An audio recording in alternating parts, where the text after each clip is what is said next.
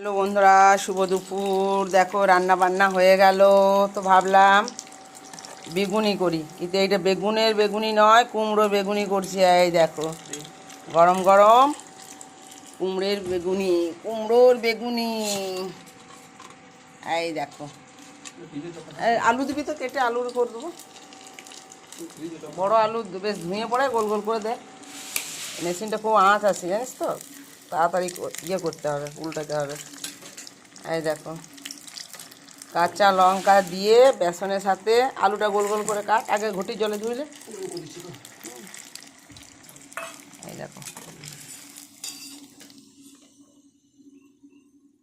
এগুলো হলো কুমড়ো দিয়ে বেগুনি। এবার আলুর করব। এই দেখো এগুলো হচ্ছে আলুর।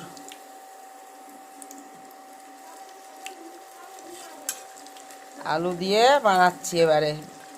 কুমড়ো দিয়ে হয়ে গেল, আলু দিয়েও খেতে কিন্তু খুব ভালো লাগে, পাতলা পাতলা করে আলু। এই দেখো পাতলা পাতলা করে আলু, আলু দিয়ে আলুর বেগুনি, কুমড়োর বেগুনি, আলুর বেগুনি, গরম গরম ভাতের সাথে।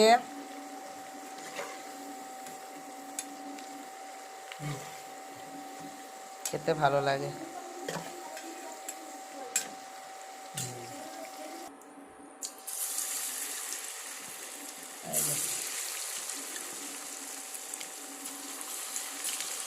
ইন্ডাকশানটা আমার খুব আঁচ। এই দেখো এবার আমাকে ছেড়ে দিনছে তো, বন্ধ আছে তো। এই দেখো লাস্ট ফিনিশিং হচ্ছে পকোড়া, আলু আর পেঁয়াজের পকোড়া। এই দেখো লাস্টে যে বেসনটা ছিল সেই বেসনটা দিয়ে পকোড়া করে দিলাম। এই পকোড়াগুলোও খেতে কিন্তু খুব ভালো লাগবে। আমার ইন্ডাকশানটা খুব আঁচ, মানে খুব পাওয়ারটা বেশি। এই দেখো খুব পাওয়ারটা বেশি। এই দেখো, এই দেখো হয়ে গেল আলুর পকোড়া, আলুর বেগনি, আলুর পকোড়া। এবারে ভাত খাবো। ভাত রেডি কর, একটু ঠাকুরকে ধূপ জল দিয়ে দে, তারপর ভাত রেডি কর। আর ভাত খাবো। আজকে গরম গরম বেগনি আর গরম গরম পকোড়া দিয়েই ভাত খাবো। খিদে কিন্তু নাই, একদম খিদে নাই। এত মেশিনটা বন্ধ করে দিলাম, মেশিনটা বন্ধ হয়ে গেল।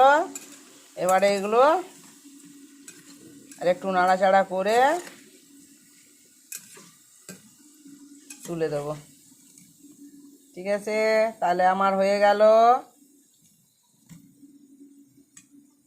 দাঁড়াও দাঁড়াও, গরম গরম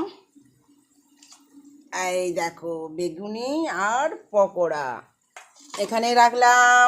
এবারে খেতে বসবো।